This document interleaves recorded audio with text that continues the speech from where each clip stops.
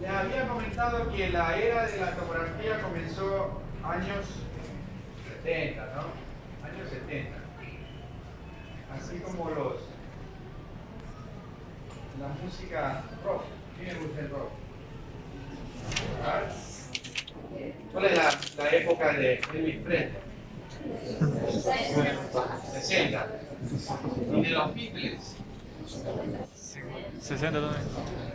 Bueno, acá años 70. Y este señor es el que hace los últimos ajustes para la construcción de su primer resonador. Pero antes ya habían estudios de muchos estudiosos, entre ellos Nikola Tesla, ¿no? Lean a Nikola Tesla, ¿no? Interesante la bibliografía de Nikola Tesla. Y en honor a él, también las unidades tendrían, sí, se usa en la medición en resonancia magnética en unidades Tesla, ¿no? Unidades Tesla. En TC es unidades Pauli, ¿verdad? Acá en honor a Tesla, también lleva ahí su nombre por ahí, unidades Tesla. Bueno, años 80. Dale. Ahí está una de las fotos que está reportado en las bibliografías, uno de sus primeros resonadores. ¿Ya? Dale. Y ahora son así los resonadores, ¿no? El principio es el mismo. Tienen lo mismo. Mejorados en la parte de computadora, sí. Pero de ahí es el mismo, ¿no? La misma carcasa, el mismo imán, porque dentro de esta carcasa hay un imán. Hay un imán que produce un campo magnético, que es superior, que esa fuerza de ese campo magnético de aquí es superior al campo magnético de la Tierra. ¿Ustedes saben eso? ¿Ya? Es mucho más superior. Y que tiene bobinas, así como los transductores en ecografía, muy parecido. Las bobinas son las que receptan la señal de los protones, de los átomos de hidrógeno. Y bueno, y de esa forma se recoge la información a través de la bobina y pasa a un sistema de computarización y se obtiene la imagen. Dale. Dale para allá, ahora tiene. El cuarto donde está el resonador está sellado por una lámina de cobre.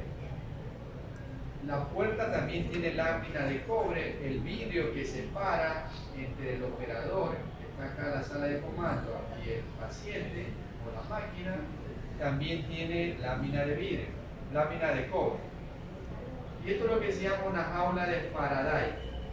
Jaula de Faraday. ¿Qué es lo que hace la jaula de Faraday?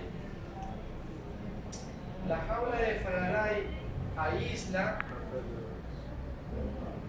mejor dicho, evita que radiofrecuencias externas entren a estimular a los átomos del paciente.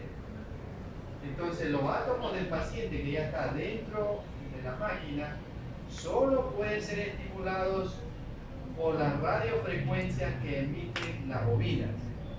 Porque las bobinas hacen a su vez, reciben la información de la señal de los átomos de hidrógeno y también producen unas ondas de radiofrecuencia. Son las mismas ondas de la radio, ¿cierto? Cuando tú estás cambiando la radio, de pronto estás muy lejos, no estás aquí, estás en Caluma y a veces te suena, ¿no? Porque no puedes sintonizar bien las bandas.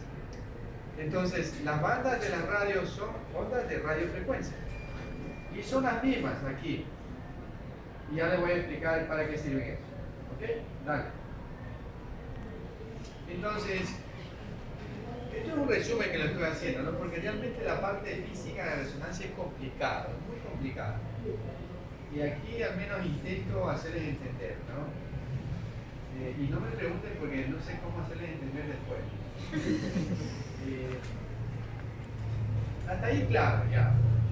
Ahora, para obtener una imagen por resonancia magnética, ¿qué necesitamos? Ya dijimos que debe haber un imán, un campo magnético fuerte y estable. ¿Ya? Debe haber, claro, el paciente con los átomos. Si no hay átomos, ¿cómo? No se puede, ¿no es cierto? Entonces debe haber átomos de hidrógeno. ¿Y por qué utilizamos los átomos de hidrógeno del cuerpo del paciente? Porque hay más átomos. En el cuerpo hay otros átomos. ¿Por qué no estudiamos a los otros? Porque la respuesta es sencilla. Los átomos de hidrógeno son los átomos más simples del cuerpo, porque tienen un protón y tienen un chui electrón, ¿no es cierto? Entonces es un átomo fácil de estudiar. Tiene que haber un transmisor de onda de baja frecuencia, ya lo dijimos, las bobinas, y lógicamente el ordenador para el procesamiento de las imágenes, ¿ya? Dale. Algunos conceptos elementales. Por ejemplo, el spin y la precesión. Spin, precesión.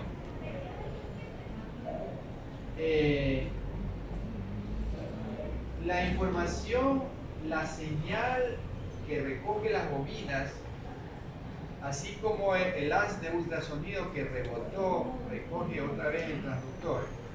Aquí las bobinas ya hacen más o menos muy similar, porque hay bobinas que son emiten y receptoras de la señal. Pero en todo caso, ¿no? La señal proviene de los átomos de hidrógeno. Y como conceptos básicos, esto es un protón, un átomo de hidrógeno, el protón.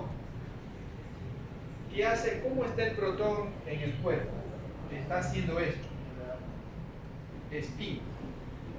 ¿Qué es el spin? Es un movimiento sobre su propio eje. Es más o menos el movimiento de la Tierra sobre su propio eje. ¿Verdad? Y ese movimiento de spin produce un campo magnético. Un campo magnético. Por eso es que es increíble a veces cuando tú le tocas y sientes corriente, ¿no? A veces pasa y dice, oye, estás eléctrico, estás cargado, te dicen, ¿no? ¿Ya? Y es por este sistema, o sea, somos un conjunto, tenemos campos magnéticos. ¿Ya? No es cuento esto de que hay electricidad en el cuerpo. Claro que hay. Es por esto. Mira. Entonces, cada protón tiene un campo magnético. Y hay miles de protones en el cuerpo, ¿no? Entonces, cada protón del átomo de hidrógeno va a estar haciendo esto y va a producir un campo magnético. Eso en condiciones normales. Usted y yo, estamos así. Hay otro concepto que se llama precesión. ¿Qué es la precesión? Aquí está un trompo, todo el mundo ha jugado con un trompo, al menos conocen lo que es un trompo, una peonza, lo llaman los españoles. Esto es sacado de un trabajo español bastante sencillo para explicar, ¿no? Porque así tú lo lees en los libros y no entiendes un culo, como dicen los chicos, ¿no? ¿Ya? La precesión. ¿Qué es la precesión?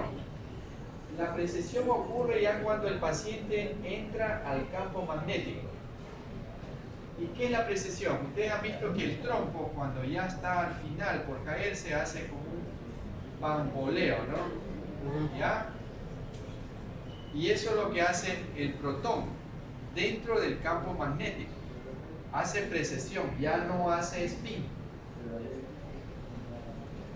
Igual, esa precesión también produce un campo magnético. Ya, dale.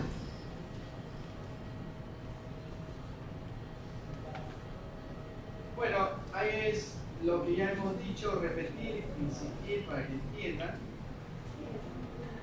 por qué el átomo de hidrógeno, porque es el más abundante en los tejidos y su núcleo tiene un solo protón, resulta ideal para el examen de resonancia magnética. ¿Ya? Dale. Ya, ahora, cuando el paciente entra a la máquina, ya la tecnóloga, la licenciada le hizo vestir al paciente, le dice que se saque todo, no tenga objetos metálicos, no tenga tarjetas de crédito porque se le va a borrar la información. Y si tiene por ahí una moneda, tiene que sacarse porque si no, la moneda se le pega al imán y no lo puede sacar con nada del mundo. No puede hacer, eso no se te va a salir, pero si va a hacer, por ejemplo, el cerebro, no puedes hacer porque te produce un artificio. Se le pega la ¿Ya?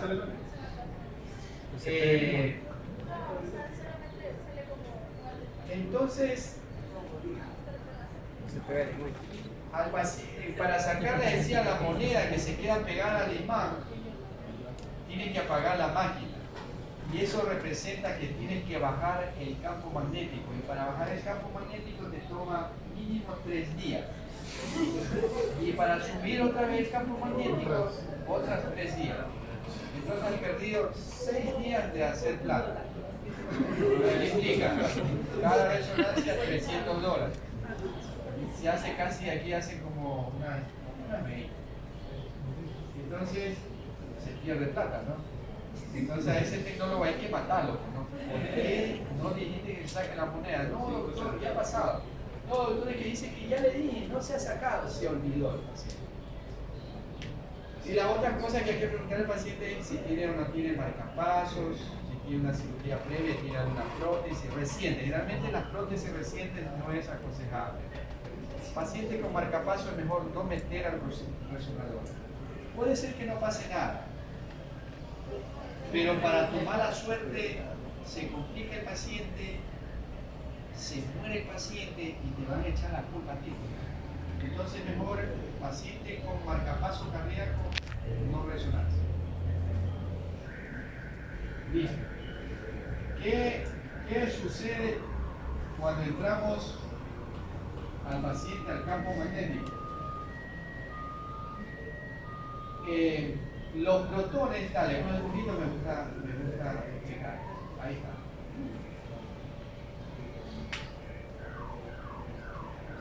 Una, dos, tres, cuatro, cinco, seis, ya. Estos serían protones con qué movimiento? Spin, ¿no? Si están fuera del campo magnético. Los protones que están haciendo spin tienen una orientación muy indiferente, muy aleatoria. Están cada quien por su lado. Están bailando cada quien por su lado. ¿Ya? Cuando ese paciente entra al campo magnético, se alinea. Ustedes han jugado con un imán. Tú lo apuntas a un metal y ¿qué pasa en esos metales? Se alinean toditos, ¿no? Unos clavos, por ejemplo, unos clavos pequeños, ¿no? Se alinean. ¿No es cierto? Es imán, es magnetismo. Y el protón hace eso. Como un clavo de acero. Ya tú le pones un metal, un imán, y te hace eso, ¿no? Se alinea. Pero aquí ocurre que protones se alinean hacia un lado y otros hacia el lado contrario. Es decir, en paralelo y en antiparalelo. Pero siempre la literatura médica dice que siempre los protones en paralelo son los predominantes.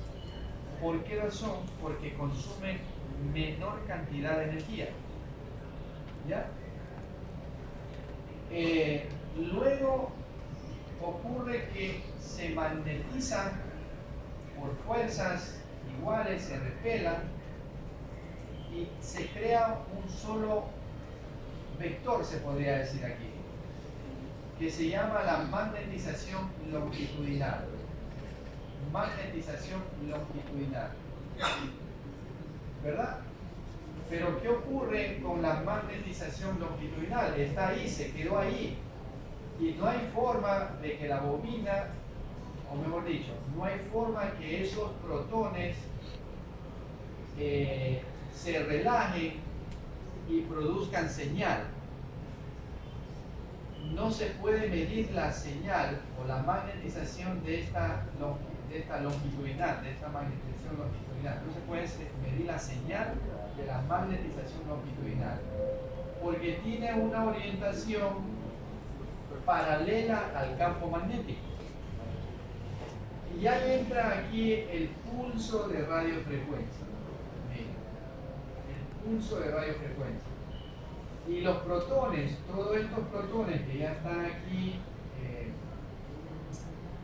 se puede decir en vectores, ya convertidos en un solo vector, en un solo protón dominante, de alguna forma a esta magnetización, a este vector, tendríamos que desviarlo a otro lado. Hay que desviarlo a otro lado. Y lo que ocurre es eso, ¿no? ¿Qué hace el pulso de radiofrecuencia? Desvía esta magnetización a una transversal. Lo desvía a otro lado. Y este es un juego de que la magnetización disminuye, la longitudinal disminuye y la magnetización transversal aumenta. Aumenta a tal punto que esta disminuye a 0 y esta aumenta. Cuando cesa el pulso de radiofrecuencia, porque esto es todo en milisegundos, ¿ya? Cuando cesa el pulso o apagamos el pulso de radiofrecuencia, otra vez viene esto, se recupera otra vez, porque esto sigue predominando, pues, ¿no? El campo magnético sigue siendo fuerza ahí y apenas se bloqueó esto, otra vez vuelve a lo mismo, vuelve acá. Pero aquí ocurre lo siguiente, en este proceso de recuperación de la magnetización longitudinal, ocurre que los protones se relajan, se llama relajación, magnetización de relajación transversal también se llama, ¿no? Se relajan y producen un sonido, producen una señal, y esa señal es recogida por las bobinas, ¿verdad? Ahora, para que esos protones resuenen, tienen que tener tienen que tener el mismo pulso, tienen que tener la misma radiofrecuencia que lo de acá, del pulso. Es más o menos, ¿cómo les explico? Los diapasones, ¿no? ¿Sí conocen lo que es un diapasón? Sí. Si tú entras aquí a un cuarto, aquí vamos a poner 5 diapasones en sus diferentes, ¿cómo son los sonidos de la música?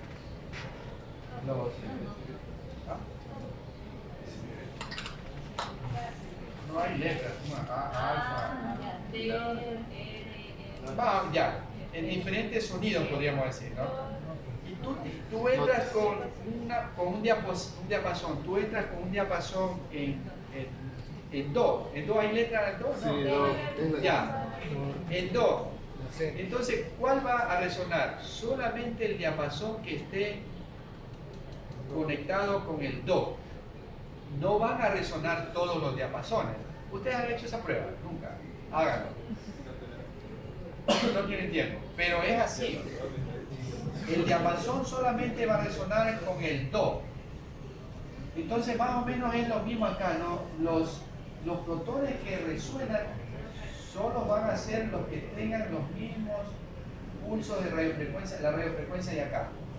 En todo caso, al resonar los protones producen una señal y eso es recogida por la bobina, ¿no es cierto? Y por la parte matemática, computación, se reconstruye la imagen. Hay un sistema, la transformación de Fourier me parece que, ¿no? Un sistema que lo usa tanto la tomografía como la resonancia magnética para procesar la imagen. Y eso ocurre en milisegundos, ¿no? Va eso, ¿no? Se relaja, asciende y otra vez lo mismo. Y así está, ¿no es cierto? Y así está. ¿Ya? Y dice aquí, relajación longitudinal. Y otra vez recupera la magnetización longitudinal. No sé si me cacharon o no. Ya, bueno, la intención vale. Dale, después hay el resumen como que es más entendido. ¿Qué hace el pulso de radiofrecuencia? El objetivo es voltear la magnetización longitudinal hacia el plano transversal y así crear una nueva magnetización que es la transversal. Ya, bien. Eso ya lo dije. Dale. ¿Para qué se hace esto? Para poder obtener la señal de los protones. Pregunta de examen. ¿No es cierto? Porque de lo contrario no podemos tener señal de los protones. Tiene que haber una magnetización transversal. Entre paréntesis, relajación transversal. ¿Verdad? La variación de la magnetización transversa, relajación de los protones, es lo que puede leer el equipo, o dicho de otra manera, la precesión de la magnetización transversal induce señales eléctricas en la bobina. Solo la transversal. ¿Ah? Solo en la transversal. Mira, ahorita está sonando el resonador. ¿Hay un sonido que hace? Sí, por eso es que se tapan los oídos. Sí. Dale. Y eso es de acuerdo a las secuencias que vayan haciendo, ¿no? Hay secuencias que suenan más fuerte. Bueno, ahí está. Por lo tanto, esta señal se cuantifica en valores numéricos, imagen total, y finalmente se transforma en tonos, en una escala de grises, imagen analógica o analógica. Y ahí tenemos la imagen final. Dale. El imán no se mueve. ¿Ah? El imán no se mueve. ¿El imán? No, pues el imán es fijo, es estático, si pesa no sé cuántas toneladas. Un imán pesa, el imán de aquí pesa más de 25 toneladas. Un brote. Esto lo rompimos antes y metieron en de esos. Claro, de esos son los que cargan esas cositas, como que cargan. Hay unas bobinas dentro, hay bobinas en superficie y hay unas bobinas corporales que están en el magneto. Y eso es lo que se mueve, eso sí se mueve, ¿no? Eso sí se mueve. Y eso no me pregunten mucho porque eso no entiendo bien todavía. Dale. Pregúntale a la chica, ella es una chica venezolana que parece que su fuerte es resonancia. Ella reconoce, por ejemplo, de aquí te dice, ese sonido es de un T1, ese sonido es de un FLET. O sea, tiene harta experiencia, ¿no? Pregúntele a ella, que ella te va a contestar, ¿no? ¿Qué suena?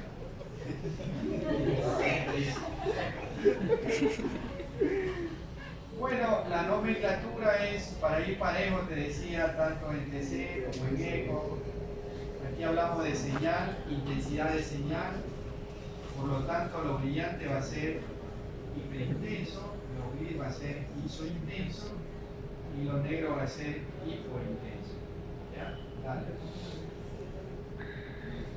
Secuencias más utilizadas. Estas son las secuencias habidas y por haber para hacer los diferentes exámenes. Por ejemplo, spin echo. tenemos T1, T2, T densidad protónica. Inversión, recuperación.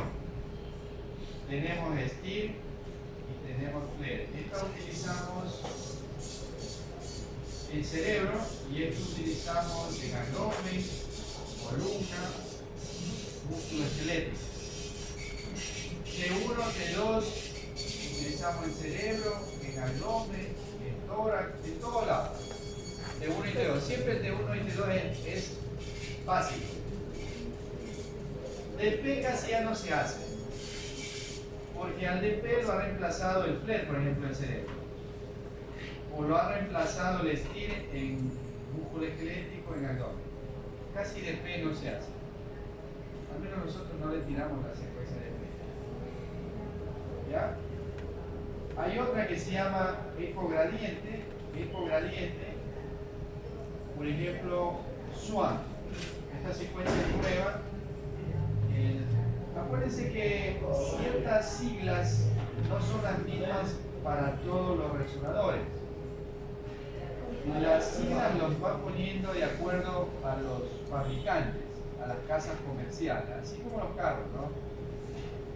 La Ford, por ejemplo, tiene algunas marcas, le van poniendo nombres, pero igual sigue siendo Ford. No cambia, ¿no?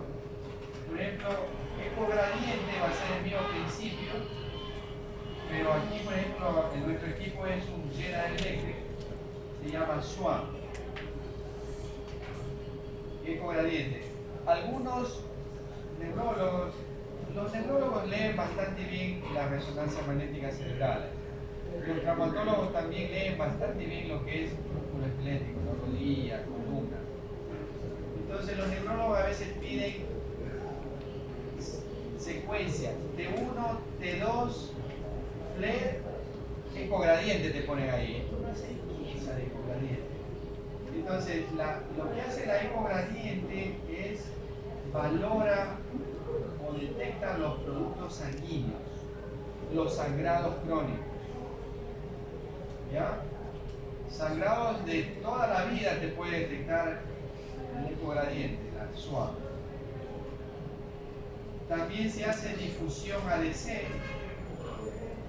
y lógicamente angio-RM, angioresonancia por angiografía por resonancia magnética también se puede llamar, ¿no? O angioresonancia.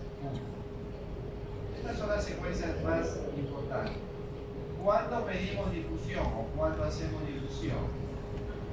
Cuando sospechamos en un paciente con un antecedente cerebrovascular de probable origen isquémico. Los infartos cerebrales con difusión los detectamos a las 2 horas de iniciado el proceso, menos, media hora de iniciado el evento. Cuando el T1 es normal, el T2 es normal, probablemente el FLAIR es normal, pero ya la difusión te da la información. ¿Ya? Ahora, no todo lo que brilla, los infartos hiperagudos en difusión se ven brillantes. Pero ahí viene un concepto, que no todo lo que brilla en difusión es infarto, ojo. Pero siempre está a la cabeza el infarto, pero puede brillar la esclerosis múltiple, pueden brillar los abscesos, pueden brillar los enfisemas, pueden brillar los quistes dermoides, puede brillar la sangre aguda, entre otras que no recuerdo, ¿no? Pero siempre va a la cabeza el infarto. El infarto. Entonces, cuando yo veo en difusión una cosa brillante, lo primero que pienso es infarto. ¿Ya? Entonces ahí pregunto, ¿cuántos años tiene el paciente? 80 años, 70 años, ah, sí, es infarto, probablemente. Veo la DC cómo está, infarto. Pero si me dice, oye, tiene 20 años, ah, y brillante, entonces no es infarto. Probablemente no sea infarto, ¿no es cierto? Entonces comienzo a investigar otras cosas. Dale. Esto ustedes léanlo, dale. Hay imanes. ¿Quieren tomar la foto, no? Ya creo que ya le pasé, ¿no? Ya. Dale.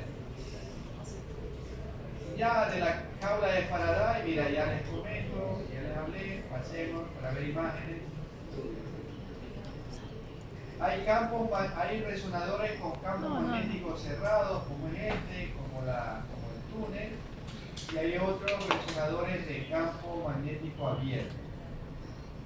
¿Ya? Campos magnéticos abiertos, muy parecido a un tumor. Eso tienen todas las secuencias, no solo uno.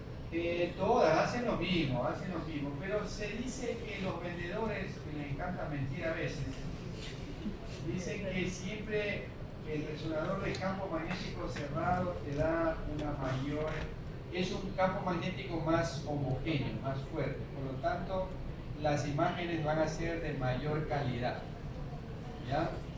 Pero la verdad que yo he visto imágenes, en la clínica Guayaquil hay un de campo magnético abierto, y es buena las imágenes. A veces tengo envidia, veo imágenes mejor aquí, porque ese es un Philips, y este de acá es un General. Entonces ahí me le cargo al vendedor, digo, oye, con este tremendo equipo y este de acá me saca mejor la imagen. No, que sí, bueno, ¿no? ¿Cuánto vale? Por eso el próximo resonador ya no va a ser un General del nuestro, va a ser un Philips de campo cerrado. No, sí, ya lo tenemos hecho, ya lo tenemos negociado. Eso va a la Aurora. ¿Cuánto vale? Todos estos resonadores están encima del $1.000.000. Hay resonadores, por ejemplo, este de aquí es de un campo magnético de 1.5 Teslas. Pero hay resonadores de 3 Teslas, de 5 Teslas, de 7 Teslas, ¿no? Entonces, ¿quiénes tienen eso de 7 Teslas? Tienen los gringos, los que hacen libros, los que escriben libros, los que hacen investigación. A nosotros nos quieren poner a hacer investigación cuando ni siquiera tenemos una máquina. Entonces ese tarado de Correa, no sé si habrán aquí tarados de Correa, correístas, debe haber. Seguramente debe haber tarados de Correa. Entonces el tipo quería que haga investigación, no sé qué cosa. No, ¿cómo hacer investigación? Eso de los gringos que tienen plata. Y aquí tenemos una simple resonancia de 7 Tesla. ¿Quién tiene 7 telas? Nadie. Nadie tiene 7 telas aquí. ¿Por qué son? ¿Cuánto? 5 millones, 7 millones de dólares. Y lo peor que los entendidos, un colombiano el otro día hablaba con un colombiano, y hay centros que tienen varios resonadores, y ellos habían adquirido un resonador de 3 Teslas, los otros eran de 1.5 Teslas. Y él me decía de que por gusto habían comprado ese de 3 Teslas, porque las imágenes son muy parecidas con el de 1.5 Teslas. Quizá los tiempos del examen son un poquito más cortos, ¿no? En vez de hacer un cerebro, por ejemplo, en 15 minutos, el de 3 Teslas probablemente lo hace en 10 minutos. Pero 5 minutos más lo hace. Entonces, son más para investigación, ¿no? Pero todos los resonadores en nuestro país son toditos, tanto serranos como costeños, cuencanos como costeños, manchaneños son de 1.5, toditos, todos. Nadie compra de 3 Teslas. Primero porque son muy caros, ya de sí son caros, de 1.5. Y lo otro que no te da mayor ventaja respecto a la información que debes tener. Dale. Bobinas, también estudian ustedes las bobinas. Doctor, ¿y qué hacen con los resonadores que ya no usan? Los cambian, se los llevan, porque a ese magneto, es verdad, es una buena pregunta. Le hacen hay una palabra correcta,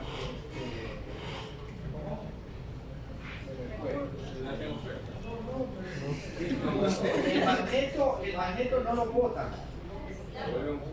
El magneto lo vuelven a reusar, correcto. Todo lo que botan es la carcasa. Bobina, carcasa, pero el magneto ahí otra vez lo utilizan para otro resonador. Pues el magneto nunca lo botan. Porque el magneto es metal, o sea, es una piedra fuerte.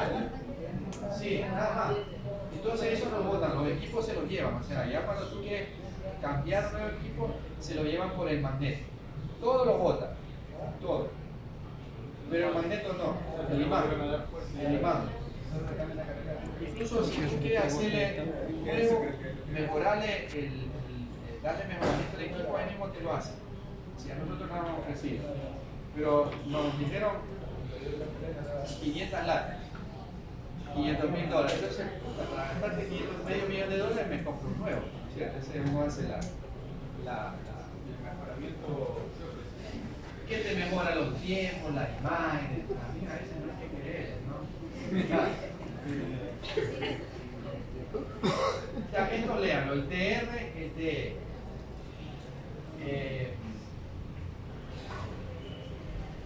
El resumen. Ustedes lo leen, ¿no?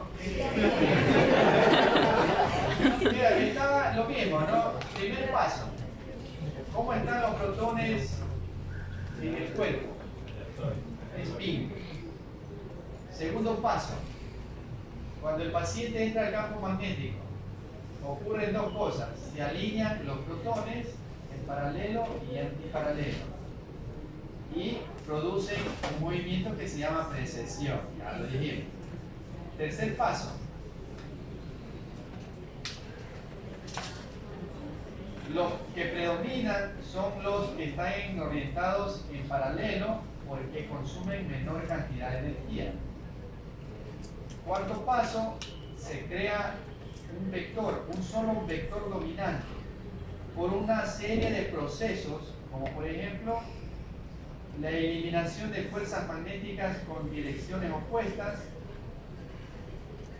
se repelan, ¿no? Se eliminan y obtenemos un solo vector de suma que es la magnetización longitudinal. Dale. Quinto paso, inconveniente. Con esa magnetización longitudinal no podemos medir la fuerza magnética porque está en la misma dirección al campo magnético. Es necesaria una nueva magnetización. ¿Cómo lo hacemos? Ya mencionamos con el pulso de radiofrecuencia. Esto hace que disminuya la magnetización longitudinal y se establezca la magnetización transversal. Séptimo paso, ¿qué pasa cuando apagas el pulso de radiofrecuencia? Todo el sistema vuelve al principio, ¿no? Se perturba y vuelve a su estado natural y se produce la relajación transversal. Paso 8. En el momento de la relajación de los protones, aquí, relajación transversal, se obtiene la señal y mediante un proceso matemático denominado transformación de Fourier se procesan las imágenes. ¿Viste? Facilito que el resultado. ¿Cómo reconoces UT1? Esto es lo que hacemos diariamente. UT1, UT2, un flare. Este es ecogradiente, esto es difusión y esto es ADC. Aquí al menos, ¿no? Porque esto es un poco ya más complicado, pero al menos reconocer un T1, un T2 y un flare. ¿Cómo lo hacen? Bueno, ahí tienen que fijarse bien en las imágenes. Entre T1 y T2 es fácil realmente, por los líquidos. Los líquidos en T2 son blancos, mira. Todos los líquidos, independientemente de líquidos, por ejemplo, el cerebro, líquido cefalorraquídeo, en la columna también hay líquido cefalorraquídeo, en el abdomen, ¿qué vas a buscar? ¿Dónde hay líquido? Tienen que buscar donde hay líquido en el abdomen, para saber si es el T2 o T1, por ejemplo, la vesícula, si que lo tuviera, el estómago, ¿no? O echar una mirada a la columna, siempre al líquido cefalorraquídeo. Entonces, cuando tú veas líquidos brillantes, eso es T2. Y aquí el cerebro ahí tiene T2, T1. Quizá el inconveniente aquí es con flare. ¿Cómo reconoce el flare?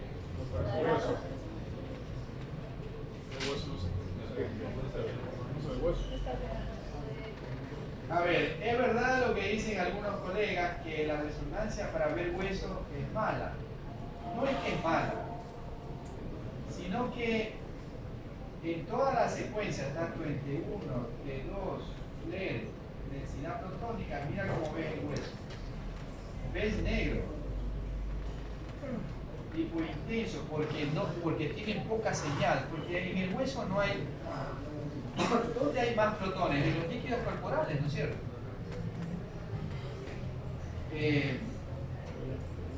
Entonces, como el hueso no tiene líquido, tiene una poca vascularización, poco líquido, no hay protones, y por eso te da una señal oscura. Oscura. O sea, esto que brilla aquí es el tejido celular subcutáneo. El hueso está aquí. El hueso está aquí. Y esto es grasa. Entonces, T1 con FLAIR, la grasa aquí se elimina la señal. Mira, que aquí es hiperintensa la grasa. Acá se elimina la señal de la grasa. Se ve oscura. Y otra cosa es la sustancia blanca. Mira cómo se ve aquí la sustancia blanca. Se ve más clara, correcto. Acá ves gris. Como gris, ¿no? ¿Será gris? Sí. Vámonos. Es gris, ¿no? Entonces tú, porque los líquidos se ven negros también en FLAIR.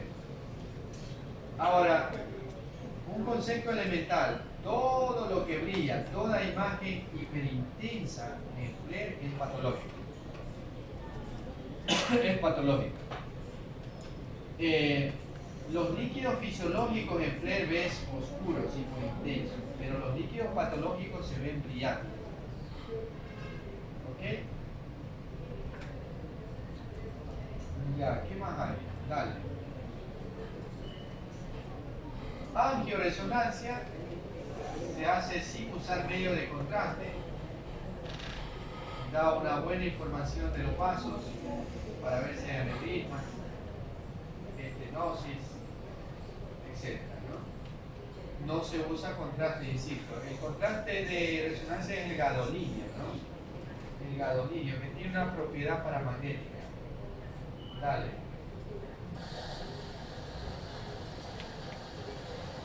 ¿Qué pasó? Uy.